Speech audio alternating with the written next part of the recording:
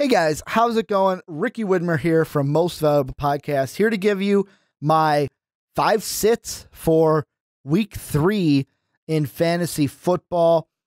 Sorry, Peyton Manning people, for last week. Kind of got the rough end if you listened to me on that one. Let's hope I'm a little bit better in week 3. But these are the guys that I'm staying away from this week. I'm not really liking their matchup, not really liking what they bring to the table. And number 5, Matthew Stafford. And to me, I'm putting this on here because he is playing the Denver Broncos. And look at what I was right about Alex Smith. Do not start him against the Broncos. Yeah, it was a Chief-Bronco rivalry game. Shortened week for both of those teams. But I kind of feel like Matthew Stafford has not impressed thus far. And he's not going to impress against the Denver Broncos. He's just not going to do it. So I would stay away from the staff this week. Another guy, NFC guy, had a huge week 1. Didn't do so hot week 2. Carlos Hyde. And the reason why I'm staying away from Carlos Hyde, he's not playing the chopped liver Vikings defense that he played in week 1. He is playing the Arizona Cardinals at home. Cardinals played very well against the Saints, very well against the Bears. Last week against the Bears, held Matt Forte just 66 yards, I believe, on the ground. Didn't let him get into the end zone. Yeah, the Bears are the Bears. They may be a laugh show, but let's be honest. Matt Forte, one of the best running backs in this league. If you can hold him to only 66 yards and no tutties, you're doing a good job. I don't think Hyde finds the end zone this week. He may get 50 yards. So if you want 5 points, start him. But this week, I would sit him. Number 3, I have them in I have them in the onside kick league for Most Valuable Podcast.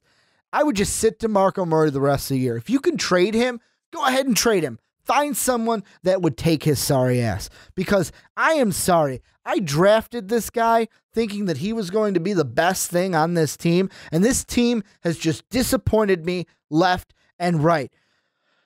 I don't start him against the Jets. Did you just see Monday Night Football last night and what the Jets did to the Colts?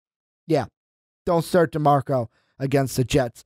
Then number 2, I know he had a big week last week, but going up against the Patriots this week, I would sit Allen Robinson. And this is a guy where it's like, okay, do I sit him, start him?